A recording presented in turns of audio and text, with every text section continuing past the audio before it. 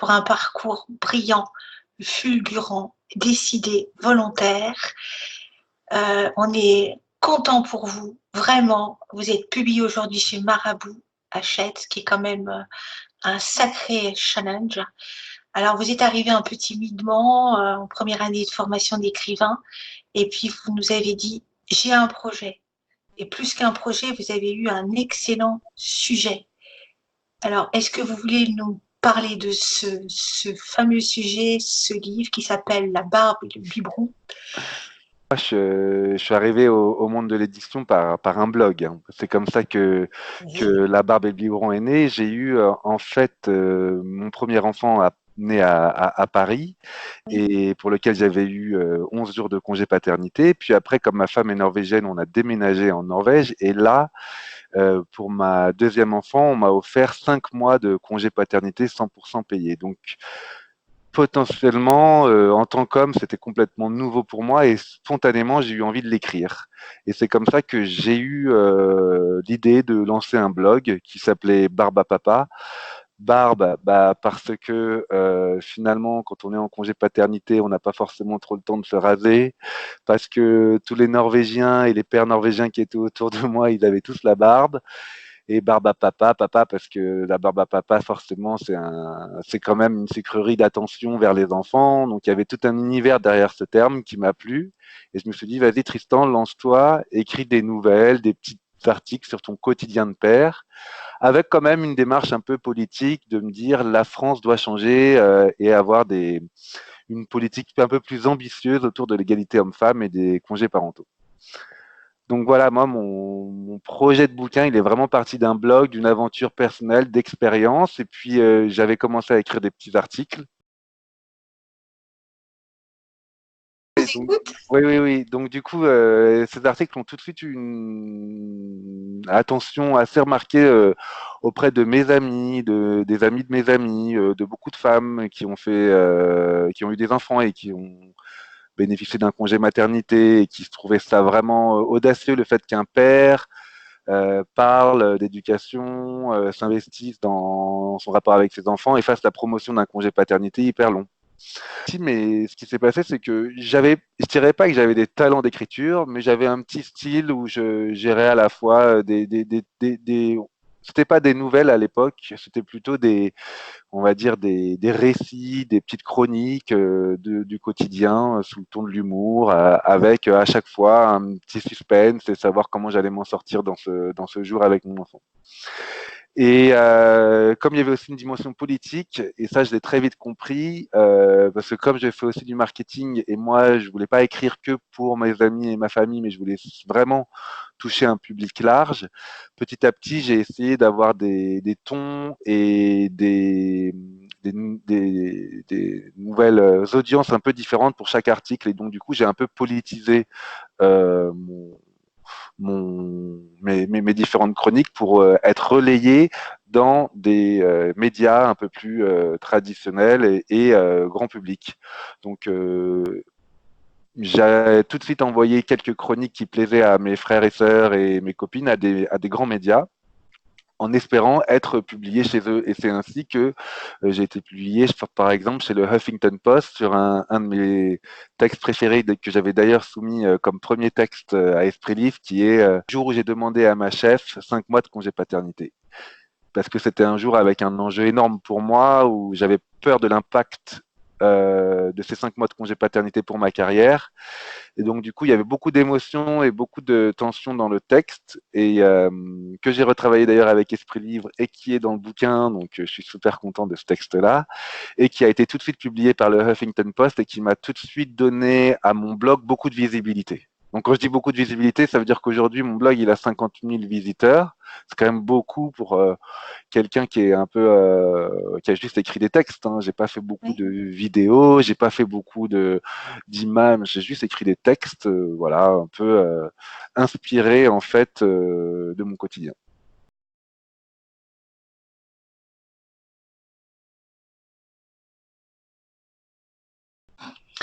Alors, vous êtes venu avec un projet, vous êtes venu déterminé Oui, et vous avez été très à l'écoute dans une discipline qui est difficile, c'est d'entendre la parole, non pas d'un, mais deux professionnels, parce qu'en même temps, vous étiez accompagné par Marabout. Je vous ai eu aussi en coaching pour travailler certains points clés. Et donc, j'étais plutôt en retrait parce qu'on était dans l'écoute Oui. de votre éditeur, qui était forcément prioritaire. Et vous avez su composer avec des conseils très différents, sans perdre pour autant votre âme ou votre esprit critique, qui est toujours resté bien vivant. Oui. Et vous avez réussi à composer avec tout ça. Oui. Alors, il faut savoir qu'il y avait un grand niveau d'exigence qui était différent hein, pour moi entre Marabout et Esprit Libre, hein, parce que Marabout a toujours dit, et j'ai appris à être vraiment à l'aise avec ça, hein, a toujours dit, on Oui, fait pas de la littérature. oui, Donc, il faut savoir dans quoi on s'engage quand on écrit. Hein. Moi, j'ai pas la vocation ou la prétention à être romancier ou écrivain. Je suis auteur d'un livre sur le congé paternité, mais je voulais pas non plus que le livre soit mal écrit ou que il soit ennuyeux. Et du coup, il me fallait vraiment des techniques d'écriture. Et quand je me suis embarqué dans l'écriture, heureusement qu'il y avait Jocelyne, heureusement quand même que tu étais là, parce que au départ, j'étais pas parti sur la construction d'un séquencier. Il n'y avait pas forcément des très forts enjeux tout au long du livre, donc on a quand même travaillé ensemble les clés de la structure d'un bouquin qui m'a fait vraiment évoluer l'ouvrage vers quelque chose d'un peu haché sur une histoire et un sentiment pour le lecteur de vraiment se mettre dans mes chaussures, d'essayer de personnifier un peu l'expérience. Et, euh, et du coup, à chaque fois que je retravaillais mes textes après les passages avec Jocelyne, mon éditrice elle me dit ah ouais c'est beaucoup mieux là, il y a vraiment, on sent la tension, il y a un enjeu, on a envie de lire la suite. Et donc, du coup, c'était quand même un exercice qui m'a été hyper bénéfique d'avoir une structure un peu romancée. Voilà, c'est pas un roman, mais non, c'est romancé. Et je pense exactement. que c'est très important de l'avoir en tête. C'est très proche, j'ai envie de dire, des exercices de nouvelles qu'on fait, hein, puisqu'il y a une vingtaine de petites nouvelles dans ce bouquin, avec un fil conducteur, somme toute chronologique, qui suit le personnage, le mien, 6 mois avant la naissance de sa fille jusqu'à 6 mois après, et on voit mon évolution, on voit l'évolution de ma femme, on voit l'évolution de mes enfants, et aussi ma réflexion un peu plus sociétale, mon enquête un peu de la société norvégienne à travers cette politique égalitaire. Donc du coup, c'est vraiment la structure de l'esprit libre qui m'a permis, je trouve en tout cas, de passer à par un ouvrage qui aurait été somme toute correct à un bon ouvrage. Mais après, c'est une vision hyper personnelle. Franchement, je vais voir quelles sont les critiques qui vont m'être faites. Je suis très curieux de savoir s'il y aura des critiques, même qu'elles soient bonnes ou mauvaises, en tout cas qu'il y en ait, parce que le pire, c'est bah voilà, si personne ne dit oh, j'ai trouvé ça bien ou j'ai trouvé ça nul, c'est un peu dommage. Moi, je suis assez fier de ce que j'ai fait parce que je pars de très loin. Je suis pas écrivain, je suis pas auteur, j'étais juste blogueur du dimanche, quoi. Et donc, du coup, à arriver à ce niveau-là avec un livre de 155 pages qui, franchement, tient la route, qui explique au début comment je suis devenu père engagé et qui finit sur une tribune politique, mais finalement à l'intérieur duquel on a des histoires de pères qui sont vachement touchantes, drôles et puis qui permettent de se projeter. Moi, franchement, je suis assez content de l'équilibre que j'ai trouvé entre la nécessité de vendre, parce que c'est ça que Oui, l'édition elle vend, hein, la maison d'édition veut vendre, oui. et la nécessité d'être plutôt juste dans l'approche écrite qu'on essaye d'acquérir avec l'esprit livre.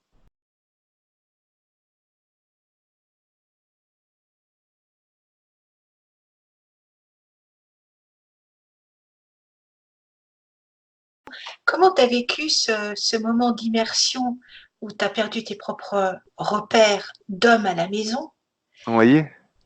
l'écriture, le questionnement pour la carrière, ça a quand même été des périodes charnières et une autre manière de vivre la paternité, parce que du coup, tu t'es retrouvé avec d'autres papas Oui, qui vivaient la même chose que toi.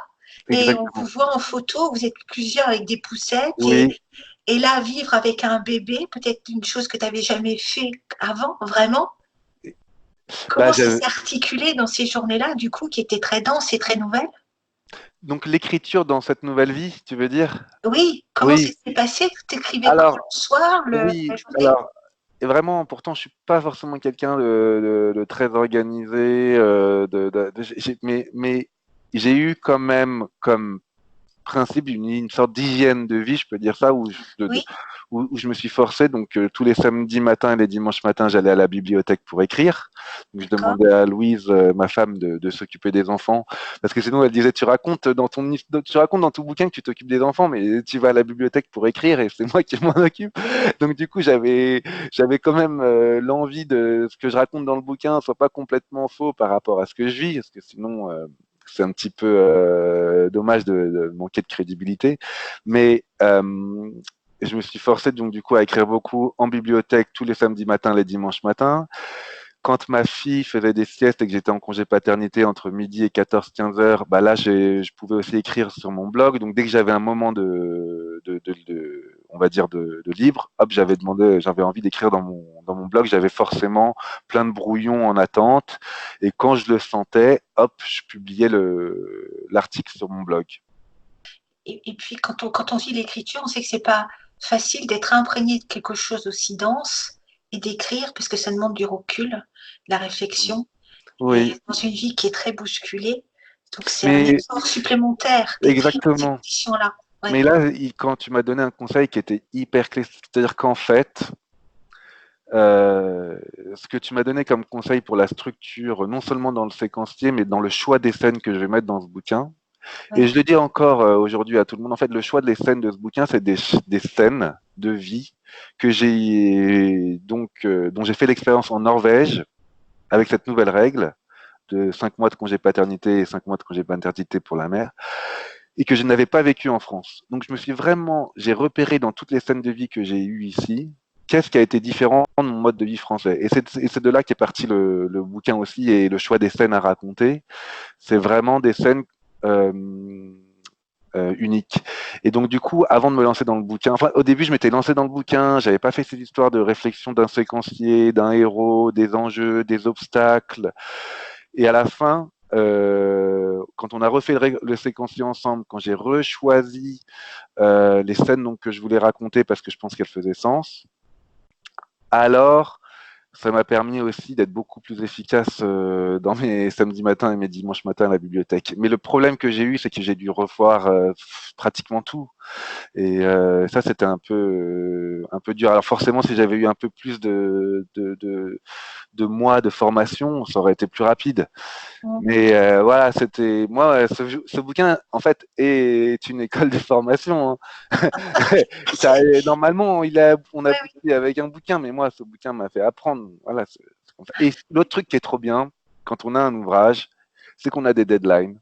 Quand on a des deadlines, on doit être efficace, on doit faire oui, des choix, on lâche l'affaire sur des tournures de phrases, on lâche l'affaire sur des idées qui prennent pas, qui viennent pas. Bon, écoute, oui, on va oui, plus oui. droit au but. Moi, ça m'a vachement aidé parce que sinon, moi, mon éditrice, a dit en janvier, on a signé le contrat. En septembre, le bouquin, il devait être terminé. Voilà. Et ben, au début, j'étais là, voilà, j'ai pas beaucoup de temps. Et en fait, c'était long. Et en fait, j'ai perdu 3 mois au début. Et après, j'étais plus prendre du recul par rapport à l'objet qu'on écrit. Voilà. C'est pas un roman. Oui, Et c'est ça, pas c'était un peu dur à accepter hein, au début. Parce que, comme toute stagiaire, tu as envie d'être un peu romancier, écrivain. Et là, bon, ben voilà, mon éditrice m'a dit clairement, on fait pas de la littérature. Au début, elle voulait que je fasse un conseil, que je donne des conseils au père. J'ai dit non, non, non, moi, j'ai aucun conseil à donner à personne. Moi, j'ai une histoire à raconter. Les gens se l'approprient comme ils veulent. Et là, elle a accepté. On a revu tout ça. Et du coup, quand je lui ai présenté d'ailleurs le séquencier, elle m'a dit ah bah j'ai pas beaucoup d'écrivains qui me proposent un séquencier. Je dis, je dis, alors, par contre, elle avait acheté le synopsis. Ça, elle avait adoré mon synopsis. d'accord. Ça, c'était vraiment le truc qui m'a fait permettre d'être édité et publié parce qu'elle m'a dit, vous savez, des synopsis, on en reçoit des centaines.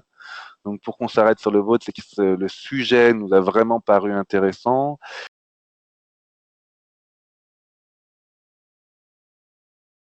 Ce qui est évident, c'est que tu avais un sujet suffisamment puissant pour toucher des Oui. cibles à différents niveaux, parce Et que là, c'est un sujet de société. exactement, et là tu le vois dans la maison d'édition dont elle me parle, c'est que on est à la fois sur des médias féminins, des Oui, médias masculins, des médias type management, capital sur le monde du travail. On émet tous les médias sur l'éducation et la parentalité. On est oui, sur des médias sur toute l'égalité homme-femme. On est sur des médias politiques. Donc elle trouve que voilà et à chaque fois il faut un peu donc, dans le bouquin il y a un peu de tout qui est dedans hein, et donc c'est pour ça que la diversité du bouquin se retrouve aussi dans la diversité des médias que Marabout me demande d'utiliser pour faire la promotion. Donc ça c'est clair que ça c'est une force. Ça, ah oui, tout à fait.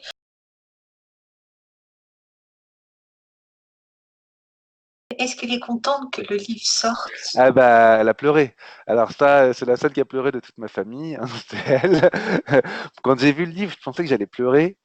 Et je sais pas pourquoi j'ai pas pleuré, alors que je suis plutôt d'un naturel assez émotif, je pleure facilement et je pensais que ça allait vraiment me faire quelque chose, mais peut-être que j'ai pris tellement de distance par rapport à ce livre qui est un objet de travail que j'ai pas eu le sentiment d'émotion aussi fort que je pensais l'avoir. Mais elle, quand elle l'a vu, elle a pleuré, elle s'est mise en larmes tout de suite parce qu'elle était fière.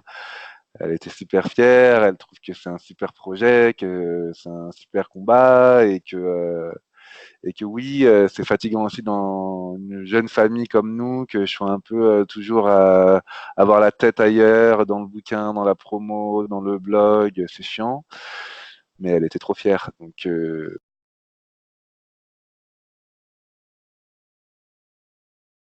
alors d'ailleurs, ça c'était marrant, ça aussi. Est-ce que le bouquin va marcher?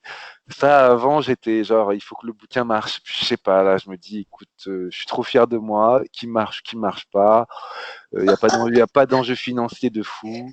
Euh, je veux dire, je gagne 1 euro par bouquin vendu. Oui. Ben voilà, hein, je vais te dire, ils m'ont donné 5 000 € d'avance, un avaloir de 5 000 €, et je Ce pense qui pas qu'on va vous en vendre plus de 5 000. Donc du coup, voilà, écoute, de toute façon, 5 000 € par rapport à tout ce que j'ai travaillé, c'est rien pour moi. Franchement, hein, c'est bien pour faire peut-être plein de personnes, mais pour moi, c'est pas du tout l'enjeu financier. Enfin, il n'était pas du tout important.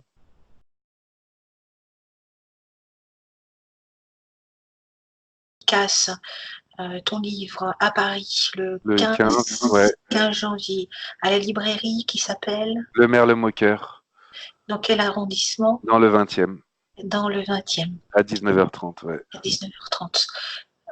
Et donc, ces dédicaces est organisée conjointement par Marabout et la Oui, libraire, c'est oui, ça? Très bien. Et pour ceux qui ne peuvent pas se déplacer, bien sûr, ils pourront commander ton livre oui, dès le 8 oui, janvier oui, oui, sur toutes les plateformes, évidemment, et les libraires en ligne, ou oui. passer par leur libraire s'ils veulent passer par le circuit traditionnel et le commander.